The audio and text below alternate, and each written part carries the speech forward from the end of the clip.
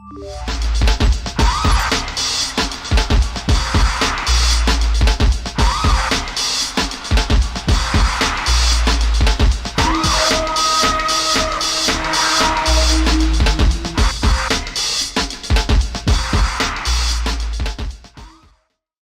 the next all-new episode of Dragon Ball Daima. So this is the demon realm. It's like the air's a big stinky bowl of soup.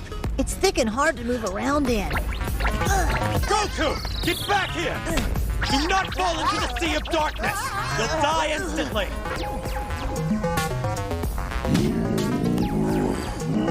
Dragon Ball Daima, next Saturday at 12:30 a.m. Only Toonami on Adult Swim. So it is you, Ichigo Kurosaki. On the next all-new episode of Bleach, 1,000-Year Blood War. Do you really intend to fight me in that weakened and ragged condition? You're the leader of the enemy, aren't you? Enemy? Answer me! Are you the bastard responsible for destroying the Soul Society or not? Bleach, 1,000-Year Blood War. Next Saturday at 1 a.m. on Toonami.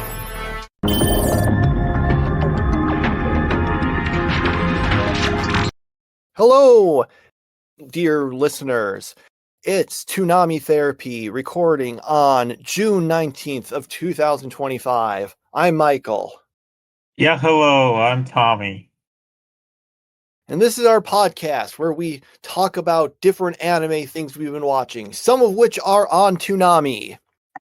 All right, so I don't think there's any new big news this week, but is there that I missed? I totally missed that time. Okay. I just remember the week I started saying, well, I don't think there's any new news. And you say, well, they announced Dragon Ball Daima. And I'm like, oh, in my fairness, they announced it only like one day before, so I missed it. Mm-hmm. Okay. Oh, actually, technically there is news. It doesn't relate to Toonami, but I guess it relates to a show that we watched previously. Yes, they do have they have announced that they are going to have a season 3 of Isekai Quartet. Hopefully it will not be as needlessly serious as the movie was. Also, apparently it'll involve characters from The Eminence in Shadow. Oh, nice. Mm-hmm. Yeah. Yeah, I thought you'd be interested in that one. So, all right. But in the mean, we probably won't actually be getting that for a while still. In the meantime, though, we'll start out with the Toonami series we watched. So we've got episode 11 of Lazarus. So basically, I can't remember her name, but the person who was in charge of Lazarus is doing this thing where she's trying to talk to people, but they're like, oh yeah, well, we'll just arrest you for stuff, even though you're trying to blackmail us. So, okay, we got that. Most of the episode, what I remember, is basically about remember how there's that super amazing, great assassin guy who was hired to kill Axel? Well, his apparent best idea on how to do it is just to go right up to him and try to shoot him rather than, all these other things he could do. And then, after a bunch of action scenes, Axel manages to, actually, I can't remember. I know he gets hit with a harpoon, but I can't remember I presume he's not going to die here, but was it left ambiguous as to whether he survived, or did we know he survived yet? I know but the assassin guy gets away. I'm sorry, I can't remember that exact part. Yeah, I don't think it was clear what happened to him, which means he's probably still alive. Okay. Like that always is the case, Anytime like someone isn't officially dead, then they have to be alive. Kind of like what I was watching this week with Bleach and Grimjow. You never actually see him die, so that he's gonna show up sometime in the future. Mm-hmm. Yeah. Okay. So that was our episode of Lazarus. Like I said, we've got this major giant existential terrible threat, and now we're just having, this guy's just trying to kill one of the main characters. Oh yeah, we did find out there was some stuff we found out about Axel, I think, like he had like been experimented on or something which made him strong. I can't remember the specifics. Was that this episode or the previous episode? I think you're right. You're right. Yeah, and basically by I guess this is their excuse for him being, like the guys in Samurai Champloo and being completely unbeatable, untouchable, invincible. Like, I guess that's their explanation for it because there's no real, there's no other way he could be so ridiculously overpowered like he is, I'm just from a story perspective, I'm a little confused. We just introduced this part, and I'm thinking we've got 2 episodes left of this series. Isn't this a part where we should be wrapping up the main plot, not introducing this new stuff? So I don't know. Maybe it'll all end up wrapping back into it, but I am just kind of a bit confused about, introducing this stuff. So. Yeah, I don't have too much else to say about that. So, all right, we got Bleach 1,000-Year Blood War episode 5. Now, did you manage to watch it? Because you told me before that you had trouble because of some sort of problem. I don't know if it ended. You were able to get it to work again for you. So basically, I tried putting it on my DVR, which is, automatically records all episodes of Bleach. But for some reason, it did not record this one. It recorded every other one except this one. So I was out of luck. So it's up to you.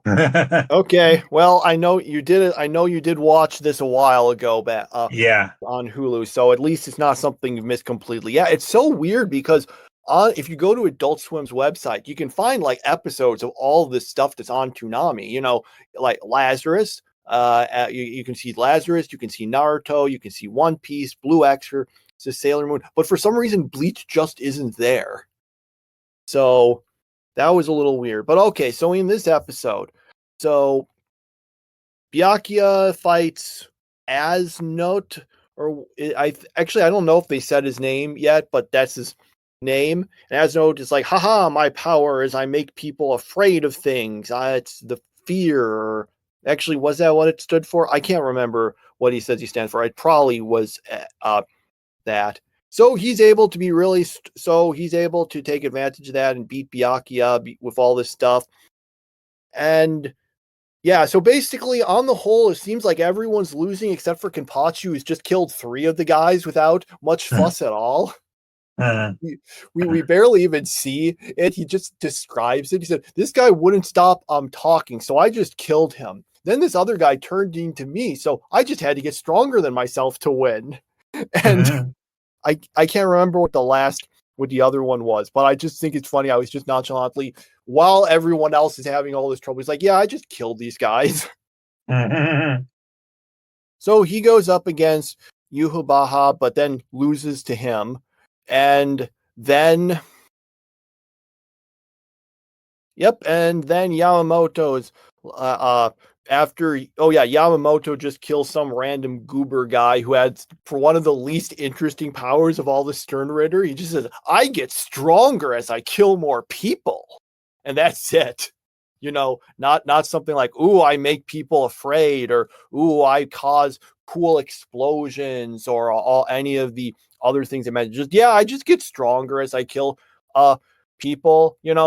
Basically I can level up. I have the ability of the guy from Solo Leveling, I guess, except I get killed right away. So okay. So yeah, there's all that stuff, and Yamamoto's then like, yeah, well, I am going to fight the bad guy, and everyone's like, yeah. Oh, and Ichigo is still off in that thing. Wow, I went through a lot of stuff. I was originally thinking, I'll just say it quick, and then I said everything. Oh wait, of course, there's a reason for me to do it because you didn't see it. So, Yep. do you remember all of this now? Yeah, most of it. Yeah, I remember Ichigo being trapped in there, and the whole Yamamoto shows up, so everyone's like, yeah. And unfortunately, I had been spoiled, so yeah. But yeah, at least it's interesting that Kenpachi has to get stronger, but at the same time, I don't like the way he gets stronger. So um yeah. Um it's a pretty good setup going into the next thing. I mean, at least there's a reason for Byakuya like acting so weak, because it's like all of a sudden it's the opposite, like he's the one who's all scared and stuff. So Mm-hmm. so at least there's a reason for it, and it isn't like they changed his character. But yeah, so yeah, I haven't seen it in months, but probably had a pretty good rating on it. Yeah. Yeah, it was decent. Okay. So we move on to Blue Exorcist episode 30, also known as Can I Even Remember What Happened in This Episode? I don't know. It's just gotten so. This episode is such a blur to me. My clearest memory is the bit where Reen can't read something, and then they make fun of him for it, and then Shura looks at it and says that she can't read it either. Yeah. So I get that. Yeah, Reen's in like some sort of confinement room because of his previous emotional outburst thing, and then we get a whole lot of stuff about the left eye and the right eye, and it was basically, oh yeah, they're dangerous and bad and stuff. And yeah, I'm so sorry, I just can't remember this episode for some reason. Can you do better? Yeah, so let's see. So we have the other people kind of hanging out, and then um they're trying to do stuff with the power of friendship, and yeah, and whenever Rin's brother, which I should know his name, but I can't remember at the moment, he finds out about it, and he's really mad at Rin. But then he gets that letter, so then half the episode is reading that letter and learning these past things of this one guy.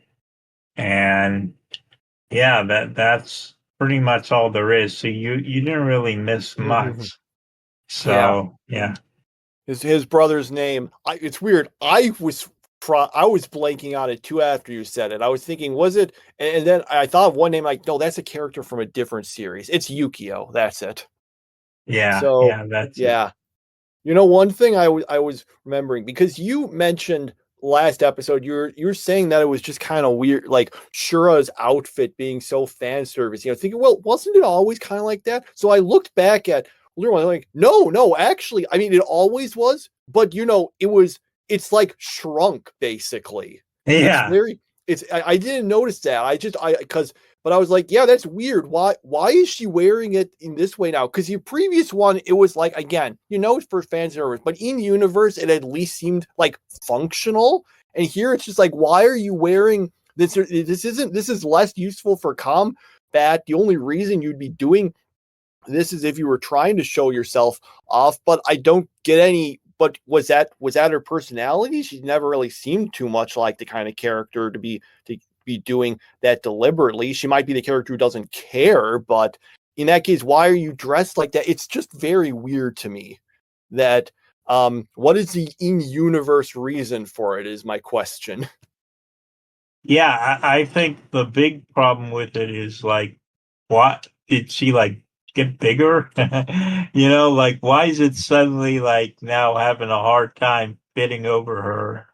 ample body, So, yeah.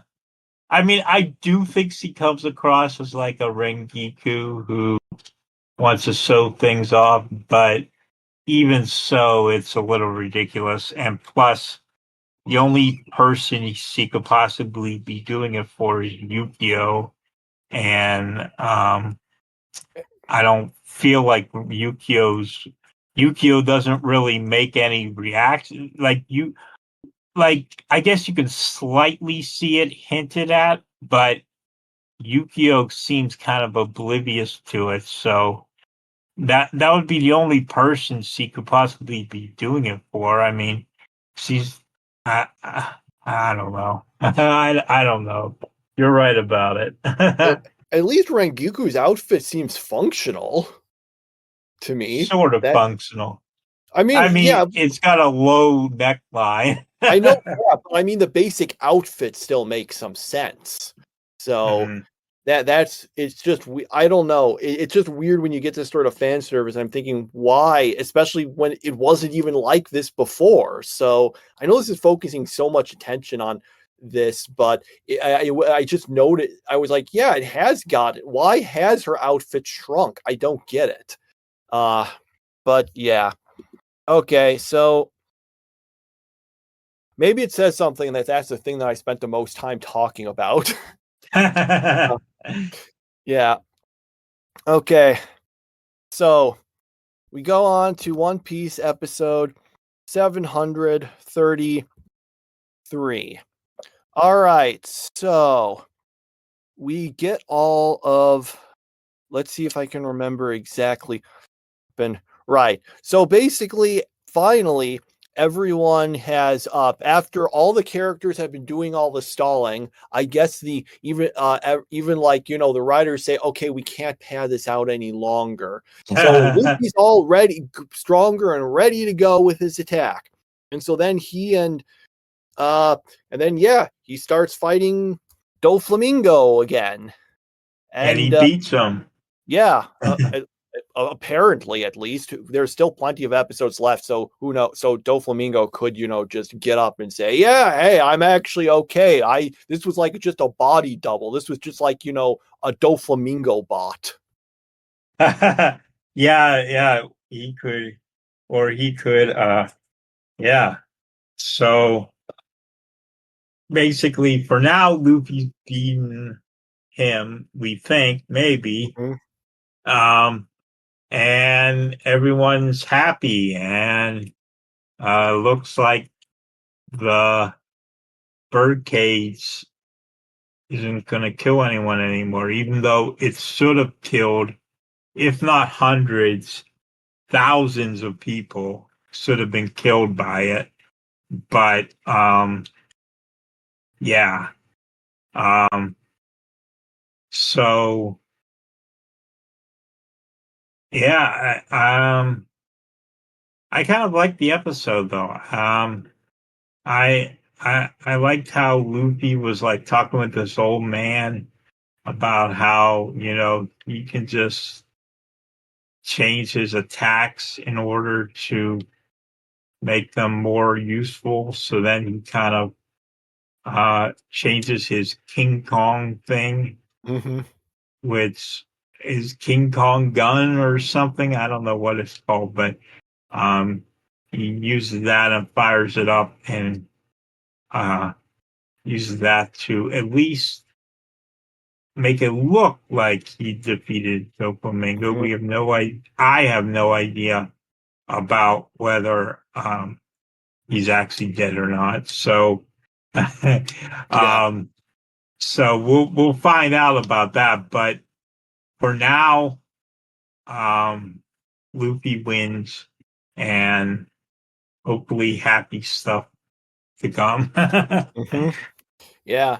Honestly, this wasn't all that bad of a. I kind of appreciate the fact that, it's like, okay, we just have to keep Luffy alive until he recovers, and then he recovers, and then he wins. And I kind of like the fact, it was, even by the anime standards, once we moved into that, it was like, yeah, okay, I've got to do this. I just got to figure this out. And then I beat him. The fact it wasn't so super needlessly prolonged, because this fight's already been going on for a while, but the fact it does just kind of end like that, I don't know, I kind of like it. Now, if it is, like I said, I don't know, probably, but we'll find out next episode, I guess. Yeah. Okay. All right, so I guess that's it for the Toonami series. We can No. We forgot one. Oh, I completely skipped over Dragon Ball Daima, didn't I? Yeah, wow. I thought you were purposely leaving that for the end, so no, that's why I didn't say anything. I completely forgot. I was supposed to mention it between Lazarus and Bleach, and I just completely forgot. Oh wow, I feel like, oh boy. Okay, let me. All right, I am so sorry. I am glad you are on this podcast to remind me. Okay. So we got Dragon Ball Daima episode 1. So basically this is a 45-minute episode. And you might be thinking, wow, obviously they're doing this because they want to spend extra time on the setup and all this stuff. Well, actually, they could have just gone back to half an hour if they had cut out the recap stuff at the start. But because basically we start out with, I can't remember what they call it, like the demon world, the demon realm, some alternate universe thing anyway. So there's some guys there and they're watching, and they basically are watching a clip show of all the stuff that happened in Dragon Ball Z. And then they start, because this is apparently the place that Dabura character from Dragon Ball Z was. Remember Dabura? Probably not. He wasn't actually that important, but I think in the filler episodes, he got more attention. Mm-hmm. Anyway, moving on, and they're thinking, well, these guys seem really strong. What if they come for us? I know, let's go and use the Dragon Balls to make a wish. And I think they give an explanation why they don't just wish them dead, something about how, well, we have to make a more positive wish, so we'll make them really young instead. Because youth is good. That was the explanation they gave. At least we got an explanation. But in any event, they go there, they get the Dragon Balls, and make their wish. They, for some reason, actually go straight up and talk to Dende about it, which is weird because he said, well, I'm not going to help you. And say, okay, well, we can just do it all ourselves. I'm just kind of, and I'm thinking, why even go to him anyway if you didn't think that? I don't know. They decide to wish all the main characters back into kids. There is a kind of funny bit where Shenron keeps asking them to be more specific with their wishes. Yeah. Says, well, what do you mean by children? What age are we talking here? So yeah, they basically do that. For the record, it makes it clear all this is occurring, it seems, sometime after the end of Dragon Ball Z, before the final time skipping Dragon Ball Z. So I'm not sure if this is supposed to, I think this is supposed to be before Super. But anyway, so yeah, they all get turned into kids. And that's where the episode ends. Yeah, weird concept. Mm-hmm. I guess they just need to come up with some explanation for how the characters are depowered, because otherwise it's just like, yeah, they're so strong. Can't they just beat all these guys easily? Like, Dragon Ball Super had to turn to alternate universes to keep up with the power creep. So, yeah, we definitely have that. There's a whole lot of recapping and explanation of past things going on in this episode, which I think might have been because they probably wanted to make it.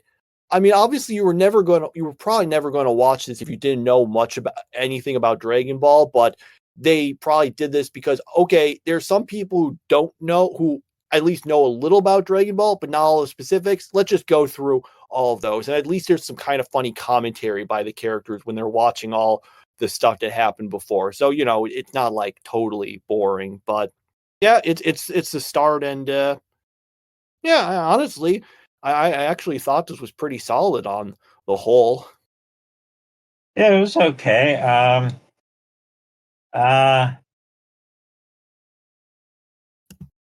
I just don't understand the concept of like why we need to make them children except for the sake of making us so about them as children. Like it just doesn't make much sense to me why they would that's what they would do, but I guess we had to get them to be children somehow. So um It's because they're trying to make it a better version of Dragon Ball GT. That was the anime original sort of sequel. And because they realize, well, we need Goku to be weak again, he ends up actually it's the same thing. This one villain gets the Dragon Balls and then he tries and he can't, and I think then he accidentally says it by accident. He wishes Goku to be a kid again, and then so Goku's just a kid, and that's why he's at the same power level as the other characters in that one, I guess. So maybe, but people didn't like Dragon Ball GT much, so maybe this was thinking, hey, why don't we use that premise and maybe do it better this time? Yeah. There was one other thing I wanted to say. Yeah, so does this mean they're like starting out at like they lose all the powers they've had so far, or what? I don't know because they only Oh, get you don't turned. know. Okay. I assume because of both on what was said in this episode and from what I've heard that the point of this is, yeah, they get reverted to when they were kids and they'll just have the powers they had when they were younger, which probably will still be some decent power considering the characters, but they'll be a lot weaker than they were because that was the point. The villains wanted to make them weaker. Also, what was up with them getting the Dragon Ball so easily? Like it was so easy for them to get the Dragon Balls. It's just like, okay, we need to get the Dragon Balls. Okay, we got them. I mean that was pushing it for me. I was like, okay, it shouldn't be this easy for you guys to get the Dragon Balls, but whatever. Okay. Well, they happen to have someone on hand who not only could get all the Dragon Balls, you could also make it so that, yeah, you know how you have to wait between making wishes? Well, I can just like make it so we can do it right away. Which was actually kind of a little weird to me because because what was the need plot-wise for that? Because that's like really kind of crazy. You think, oh yeah, you can just make it so you can do it right away. But there wasn't any need, it seems to me, to do that. They could have just said, yeah, the Dragon Balls, you can make a wish on them now because the previous wish was from far enough in the past. They basically introduced a problem they didn't need to just to solve it with ability that seems very overpowered. Yeah. Okay. All right, this time I'm not forgetting anything, am I? Did we watch? No. We didn't watch like Ronin Warriors or something, did we? No, we didn't watch Naruto or Sailor Moon. So okay, yeah. All right. So we move on to the non-Toonami series. We've got episode 59 of Yu Yu Hakusho. So I commented previously about how the ring keeps getting damaged, but then it's just back to normal. Well, apparently whatever magical ring fixing thing they had before isn't working now. So they just have to go over to the other stadium and just bring the ring into the stadium for them. So, we got that. Hiei wakes up in the meantime because previously he was so exhausted he fell asleep, and then it's off, and then we get the next round started, which is going to be Kuwabara versus the other Toguro guy, who has the power, it seems, to basically recover from all of his wounds. And then he's like, yeah, well, to kill me, you have to take out my like brain or heart. Well, conveniently giving information to the enemy, although he does specify that he can move them around or whatever. So basically Kuwabara slashes him a bunch, but it doesn't kill him, and things are not looking great for him. And that was our episode. Yeah. This was a rather straightforward episode. Mm-hmm. Not really about. Yeah, I did like Ogre's attempt to try to be an announcer. That was kind of funny. Yeah, that was pretty good. Mm-hmm. All right. So after that, we move into what may or may not be our final bit of this whole May Madness bracket thing we set up. And then once we got past the first round, we decided to switch it so it's not even working on a bracket anymore. So, but it worked out okay. So we've ended up with our last 4 ones we've got. And we're up to the 3rd episode. So this is a 3rd episode of To Be Hero X and Shirley, Kowloon Generic Romance, and Witch Watch.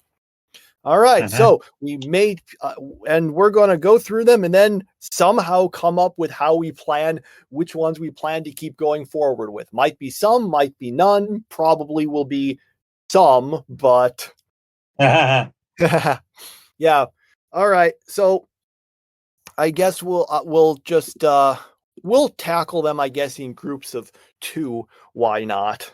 Like we kind of did before, even when we weren't doing it like that. All right, so we've got To Be Hero X, and in this one, well, actually, I can't remember his original name. Wasn't it like Lean Lang, something like that? The guy who's pretending to be nice now. So he has to try to catch this other villain who's the nemesis of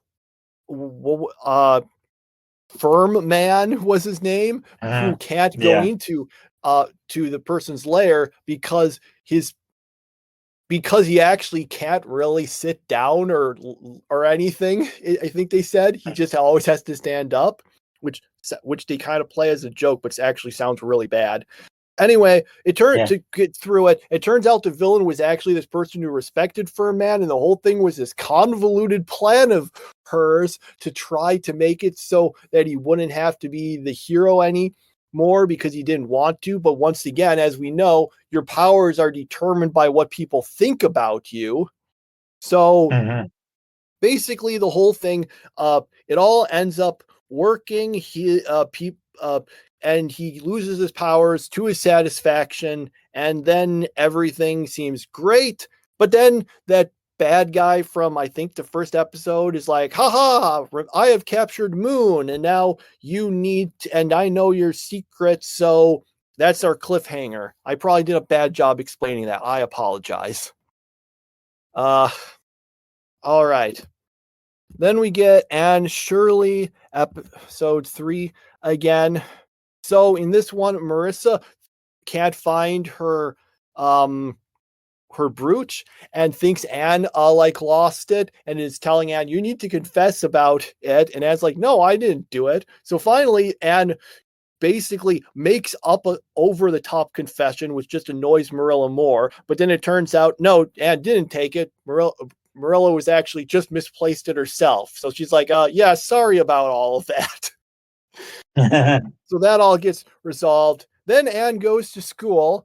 This one boy kind of makes fun of her a little more. I think it's supposed to be more of a playful way on his part, but she gets really angry and basically takes that little portable blackboard thing that people had back then and hits him in the head with it and gets in trouble for it. I would say I'd say normally that after she just bashes him on the head with it, I'm like, okay, there's about a 90% chance these two are going to get together at some point. But then I remembered, well, this was made over 100 years ago. Maybe, tropes were different then, but apparently this is considered a super iconic moment of the series. So so I'm going to go back to that 90% estimate. Yep. She gets upset because the teacher decides to just put her with the boys as punishment and doesn't want to go back to school. So, yep, that's the end of that episode. Those are the first 2 series we discussed, I guess. All right. Want to give any thoughts, or do you want me to go first? Oh, I didn't know we were putting these up against each other. I just thought we were gonna... Oh, no. We weren't going putting them up against each other. Do you want to try to put them up against each other? I can reorder them if that's the case. No. I was in retrospect it would have, if I was doing that, it would have made more sense to actually do them in a different order. I just did this because this was best idea. Anyway, I thought the To Be Hero. Well, do you want to just go through the other two and then we can discuss about all four of them as a whole? Yeah. That would make more sense. Okay. Yeah. Okay, so we've got Kowloon generic romance, where the first part of this episode is a little confusing because I can't tell if it's actually happening now or in the past or in the future, where she's like on a date with the guy whose name now I can't remember. Reiko's on the date with do you remember his name? Actually, that's a good point. What is Hajime Kudo? Okay, Kudo, yeah. Yeah, Kudo. So, and then we get kind of like a flashback to normal time where that snake guy, he kisses her, which is like totally creepy and deserve more people being upset about than what actually happened. And then she tries to get together with Kudo, but he's like, "You're not the person who I was in love with." And now she's like kind of lost. She's like, wondering like what is going on. And that's what I'm left wondering, because it's such a mystery, that it's like, okay, what is happening? What already happened? What is happening in the future? It's all very convoluted, but that's probably the reason why I'm enjoying it, because it's like, it's, man, I have such a hard time describing these things, but I'm enjoying the mystery part of this show, where it could be anything, and we'll just have to find out. As for Witch Watch, we had 3 parts to this episode. The first part is a little fan servicey, where I don't mind fan service, but it's kind of blatant, where where like Nico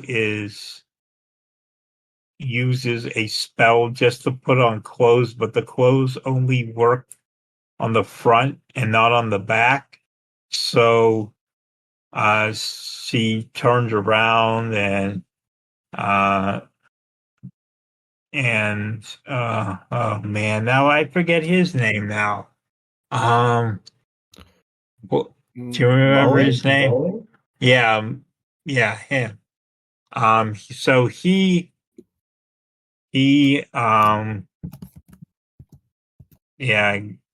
sees her now without any clothing on the back, and so you have that. Then the second part is the best part of the episode, wherever Nico's trying to bring in boxes of manga, which she had shipped from her mom. So what she does is she splits herself into 2 people, but they're little people, so they're like smaller versions of her. So now it doesn't really help her all that much. All it does is makes 2 of her instead of 1. And then she splits again into 4 people, but they're even smaller. smaller, and they act really annoying to Mori and make him really annoyed, piss him off. And then the third part of the episode is where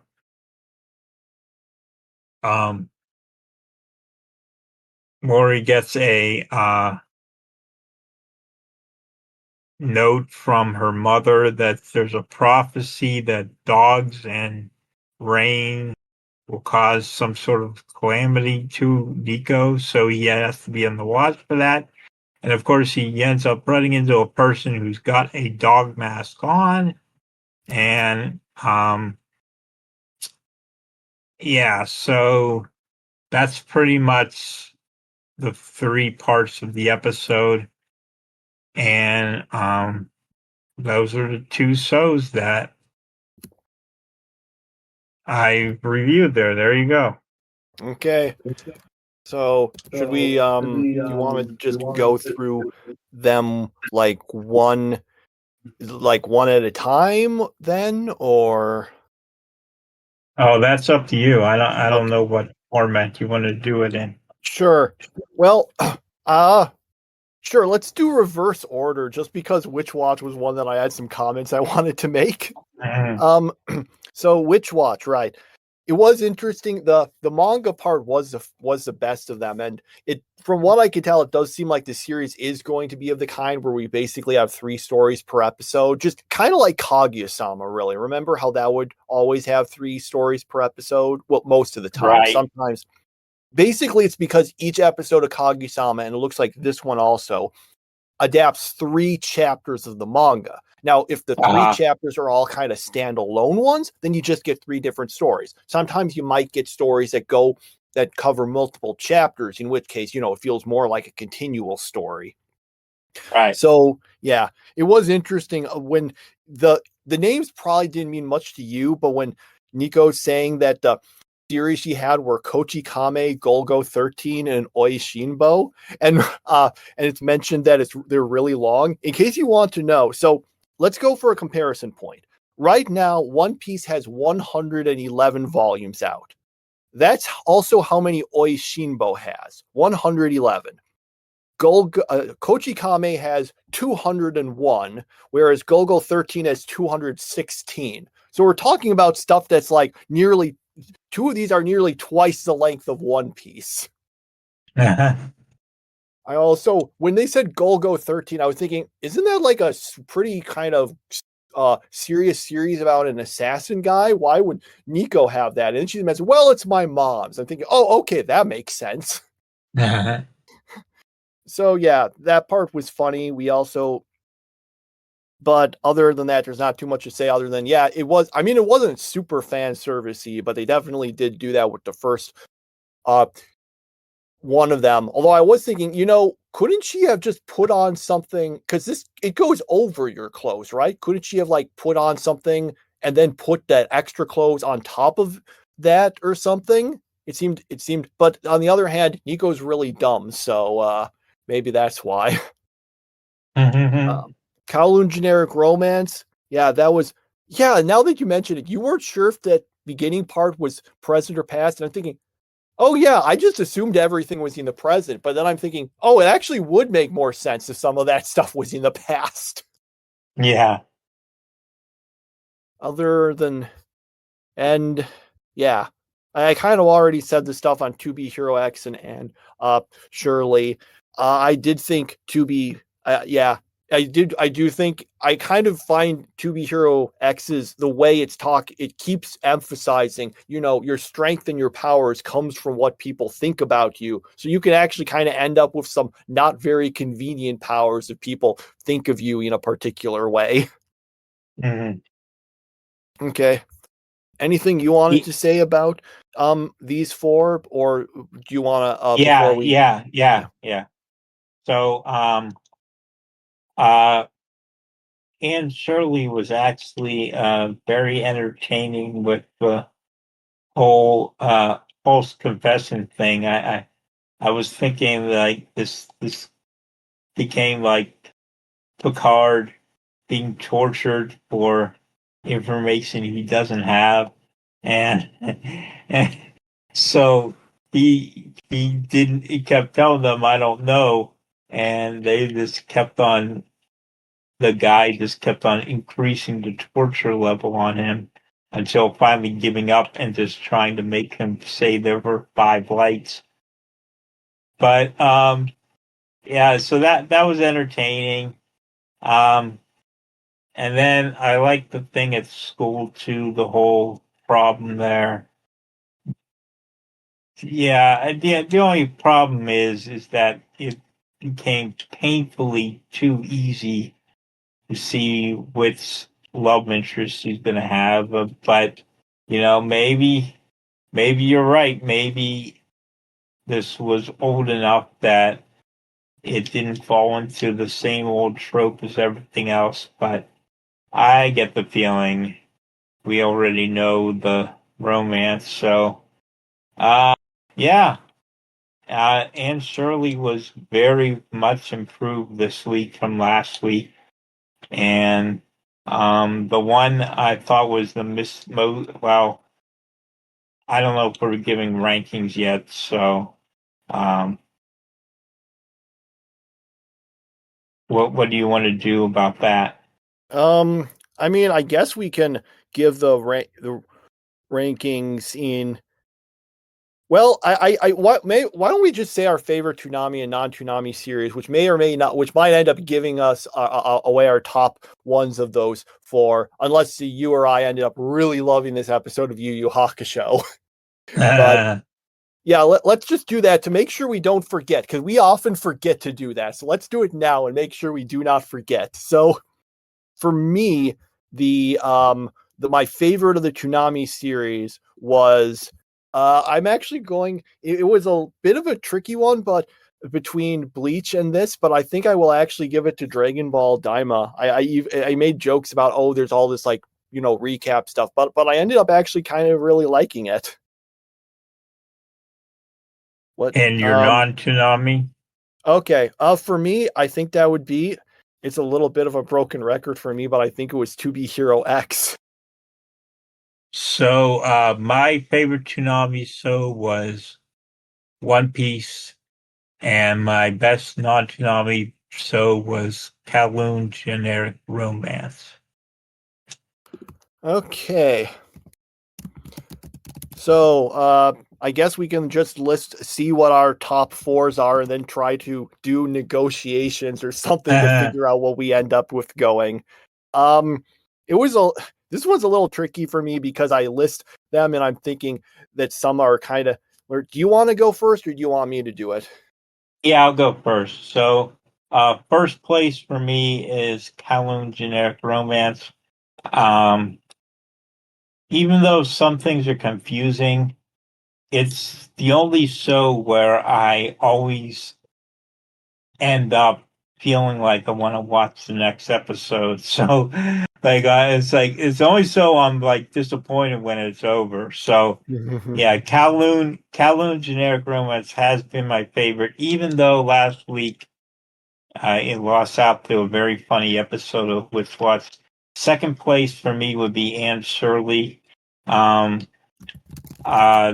This episode was a big improvement on the last two, and actually got me to care about it.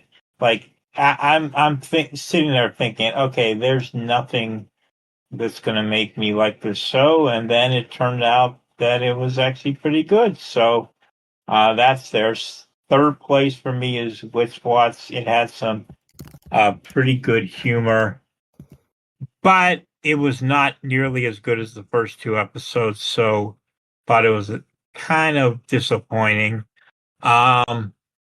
And then To Be Hero X.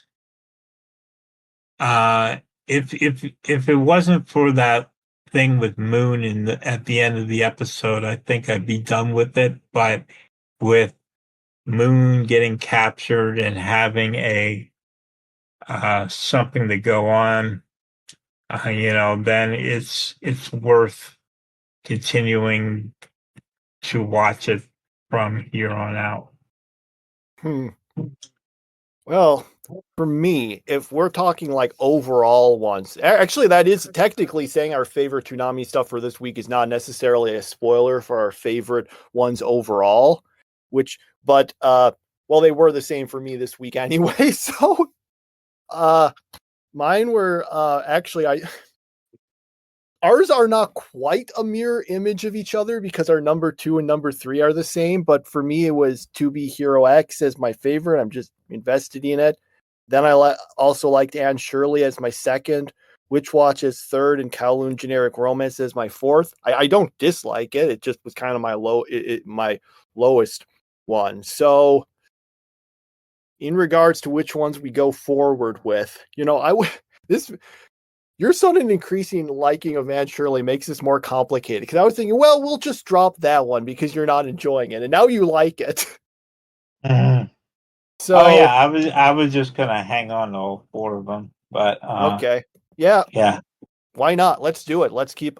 Let's just at least for maybe next week we'll decide to drop something. But yeah, why don't we just keep all 4? I also watched episode 3 of My Hero Academia Vigilantes. Pretty good episode, although I'm still trying to figure out what Step's quirk is. Like what makes her a quote unquote hero. I don't know why. I don't know what. I thought her ability was the ability to jump really high or something. Okay. Yeah. Like, it doesn't seem like it's all that useful for fighting against villains, but, yeah, I thought it was a very good episode, actually. So I think I'm still going to be watching that, too. Okay. Let me take a look on this. Let me just double check on that. Okay, now the tricky part, looking it up without giving myself any spoilers. Yeah, her quirk is leap. Yeah, it allows the user to leap at very high and large distances. So, yep, just lets you jump really high. Like the jump tall buildings in a single bound of Superman, but you don't get like the faster than a speeding bullet, more powerful than a locomotive, or flight, which I guess Superman didn't have back in the day when they always, did that whole thing. Actually, I wonder if some people listening to this don't even know about it. The phrase in old Superman cartoons, really old ones. I'm not like, like the DC animated universe ones. It would always say, it was like, faster than a speeding bullet, more powerful than a locomotive, and able to jump tall buildings in a single bound. That's how they would always refer to Superman. I don't think he's actually is he faster than a speeding bullet? I mean, he's fast, but is he like as fast as the Flash, or I don't know. But yeah, that's how they always did it. So she gets jump tall buildings in a single bound at least. Okay, so at least for now, we'll be keeping all of these shows, and then we'll see if one of them loses us and we want to drop it later on. Yeah. Okay. And yeah, I don't have anything else to really say about all of this stuff offhand. So anything you wanted to say before we close?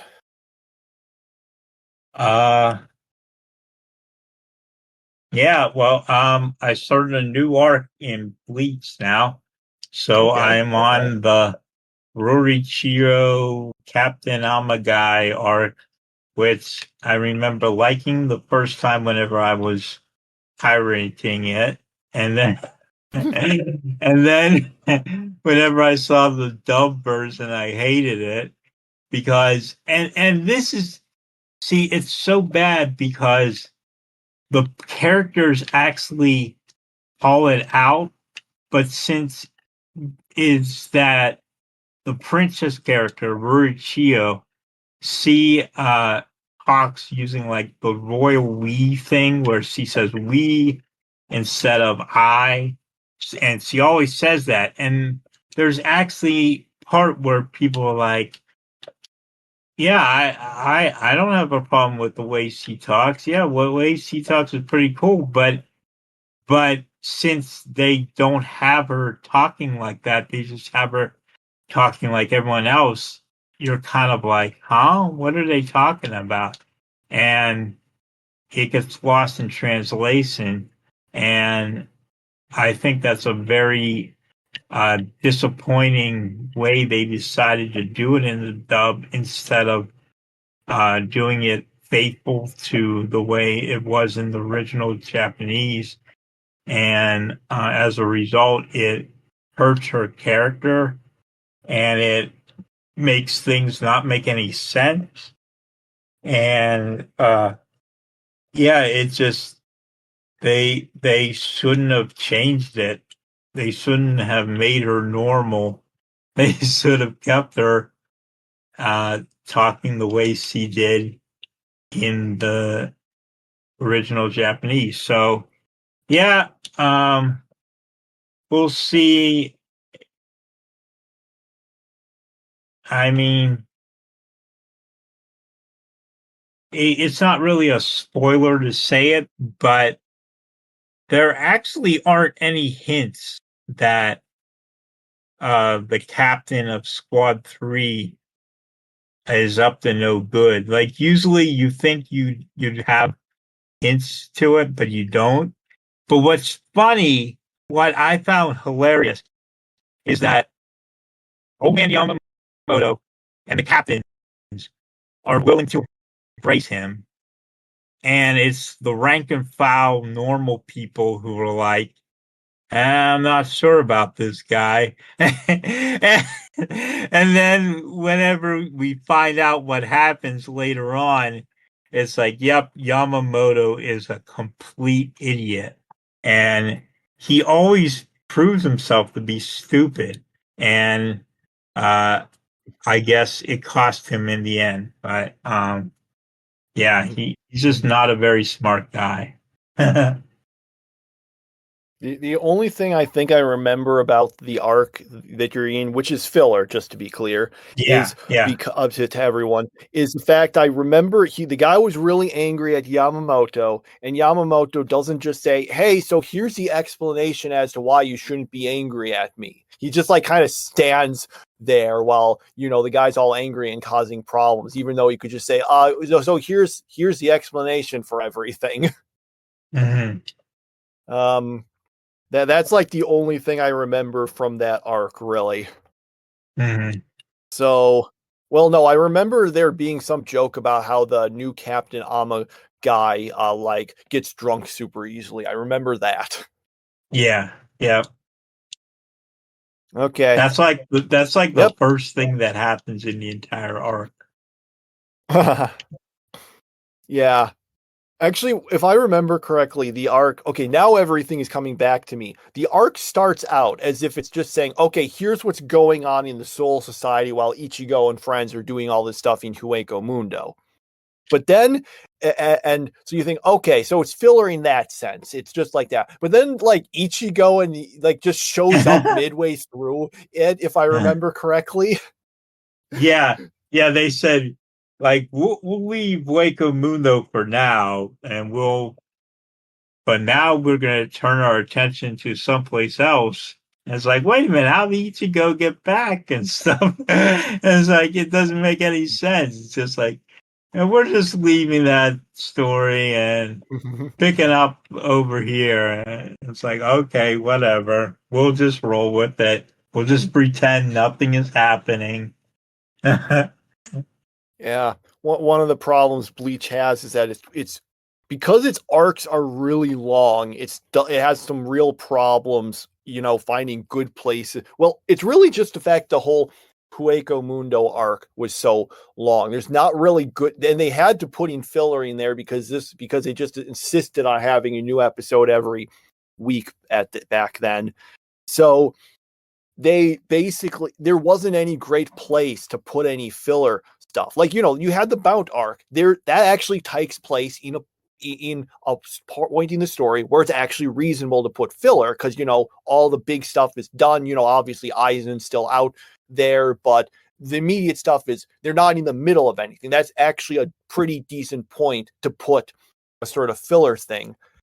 And then there's not really any place after that that's a good spot to put filler. I get, like, you can't really do it during the whole Hueco Mundo arc. That's just you just have to do what the anime did and say, okay, here's some filler arcs. When do they take place? I don't know. Maybe they don't seem to actually fit into continuity.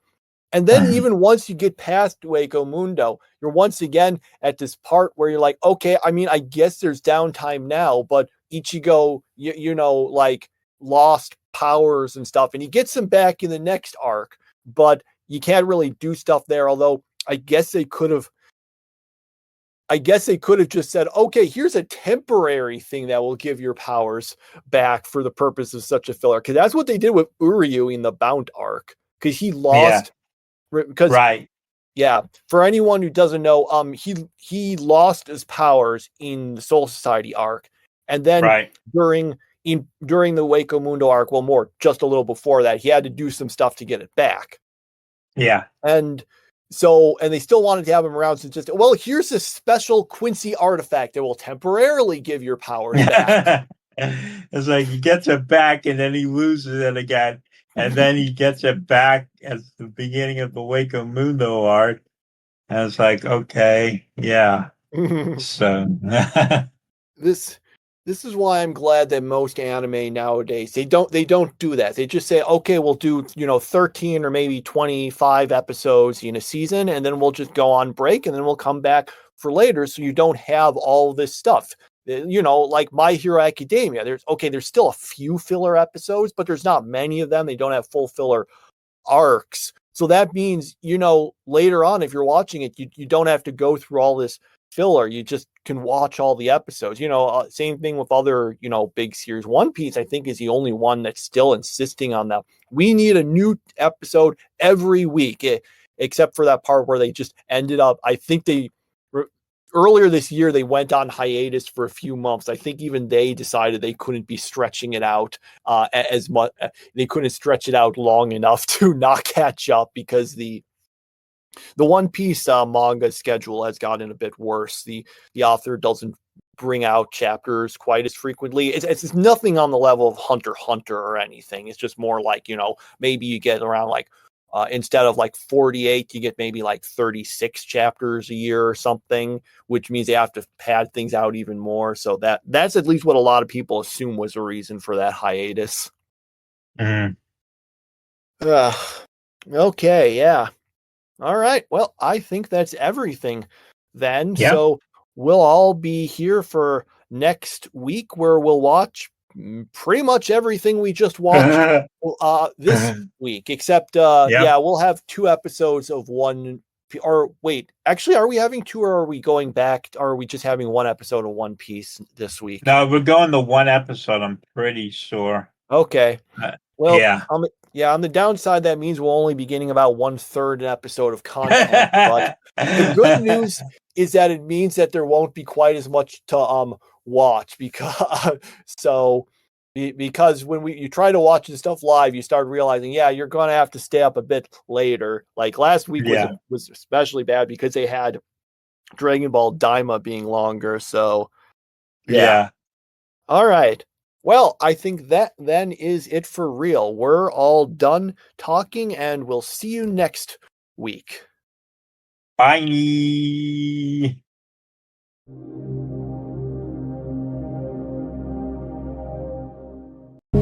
Shouldn't we, the human race, be held accountable and face punishment for our sins? When a mad genius turns a miracle drug into a death sentence. You should all know that I currently have the cure. You have 30 days. This team of maniacs. Bring it on, Skinner. Let's paint the town red. Is all that stands between chaos and the end of the world. Aren't you afraid to die? I've danced with death many times. She's an old friend of mine. Permission to open fire? Permission's been granted. Sometimes I gotta play the badass. Several cities have descended into chaos. No way. Time to get wrecked. This mission's gonna be a lot harder than I thought. Who the hell are those people? We call ourselves Lazarus. Find a cure or die trying.